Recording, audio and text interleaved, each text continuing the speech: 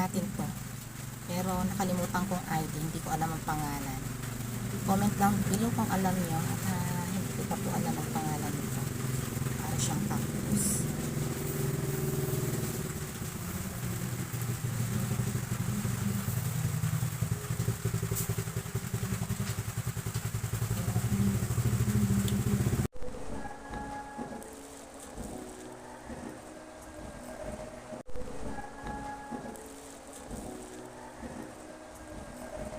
Ayan, tapos na.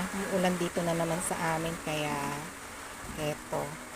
O, parang aloe vera ang dating nito. Pero hindi ko pa po alam ang ID niya. Hindi ko pa nasusearch. Basta tinanim ko muna na rinipat ko. Kaya ilagay muna natin dito para